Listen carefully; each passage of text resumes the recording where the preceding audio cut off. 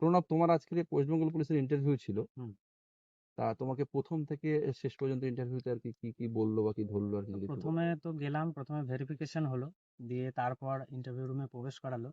ঢোকার সাথে সাথেই একটা অ্যাটেন্ডেন্স সেট দিল, সেখানে সই করতে বললো এবং সই করার সাথে সাথে আমাকে বসতে বললো। বসার পর আমাকে অলিম্পিক থেকে নানা রকমের প্রশ্ন করলো। প্রথমে জিজ্ঞাসা করলো যে অলিম্পিকে কটা কি রিং থাকে, তারপর জিজ্ঞাসা করলো যে এই রিংগুলো কিসের সূচক বহন করে। দিয়ে সেই এখান থেকে করতে করতে আবার একজন স্যার, তিনি আবার বললেন যে কটা মহাদেশ আছে, আচ্ছা বলো। দিয়ে আমি বললাম যে এরকম 7টা মহাদেশ আছে। বলছে 7টা মহাদেশের নাম বলো। 7টা মহাদেশের নাম বললাম।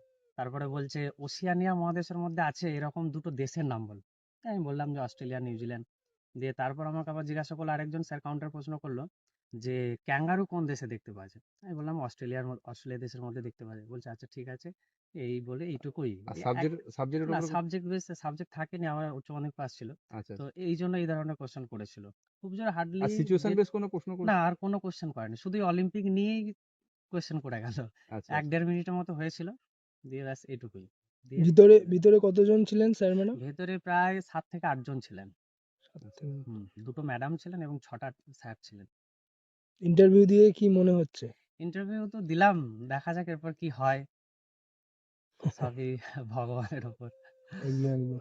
বেস্ট অফ লাক ঠিক আছে। ফিউচারের থ্যাংক ইউ জন্য। দাদা, থ্যাংক প্রতিদিনের ইন্টারভিউয়ের আপডেট পেতে তোমরা এই চ্যানেলটি সাবস্ক্রাইব করে রাখো এবং পেজটি ফলো করে রাখো।